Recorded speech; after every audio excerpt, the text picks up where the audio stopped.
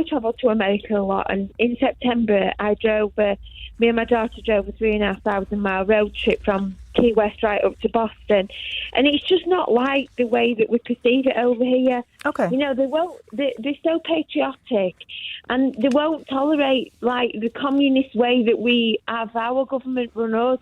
So that it will. What? Sorry, you think the British government is communist?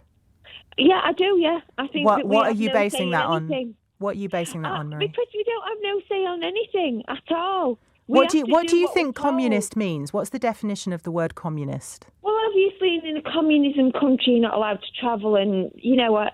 I'm not on to be questioned about my knowledge of communism. Well, if you were the one who used the word, Marie, and it's actually about distribution of wealth. Do you know how wealth is distributed under a communist regime? Well, yeah, but what I'm trying to say is that we have no decisions here. We have no say in anything. What we're told, we do. If the pension age rises, it rises. You know, we would never revolt, and we would just accept everything. And how does that differ in the? Well, how does that differ in the States? Because other countries are not like that. So in America, they wouldn't tolerate that. They won't tolerate it's just going to make him more popular. It's just going to make Donald Trump more popular, is all of this. And he's really popular over there anyway. They absolutely love him. It's not the way that we perceive it over here. So you think that Trump increased people's individual freedom to challenge the laws of the land? I don't think he increased it, no, but I don't think that they live in the society that we live in here. They're very patriotic, and they believe in the freedom of the country, and we don't have that here. You might believe that we do, but I don't believe that we do. I don't believe that we have the freedoms that they have over there here. Well, we don't have the freedoms to have firearms over here. That would be one significant difference for which I'm incredibly grateful. Marie in Castleford, thank you for that frankly baffling call. Leaving the EU was the greatest con job that these people have inflicted on any country in human history. It's right up there. It's right up there in one of the greatest cons of all time. It was all based on lies and BS, and it was pointed out at the time. So you had experts who knew what they were talking about up against Brexit headbangers like Steve Hardman Baker and Angela Leadsom and Jacob Rees-Mogg and Johnson and Farage and all these other awful people.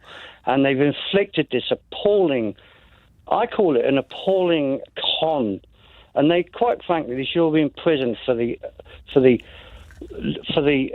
damage they've done to this country. I mean, John, we have to be clear that they haven't been charged with anything criminal.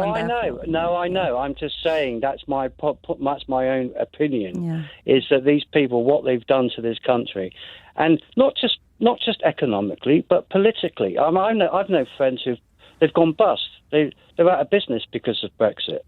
Yeah. I know people who used to tour around Europe. They can't do it anymore. Okay, I'm a musician. There are loads of people. It's never heard about. It's never reported on. But there are thousands of people in this country that have gone under because of Brexit, because they can't afford to do it anymore. They can't afford to trade or travel through Europe anymore because of all the extra bureaucracy and the extra cost and all the rest of it. And this is just another symptom of it. What's happening in Dover right now?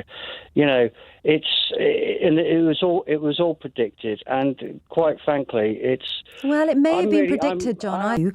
I do believe that the Leave campaign spread quite a lot of misinformation. The £350 million a week on the side of a bus, clearly not true.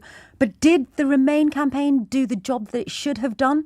I actually don't think so. I think they did a pretty bad job, if I'm honest.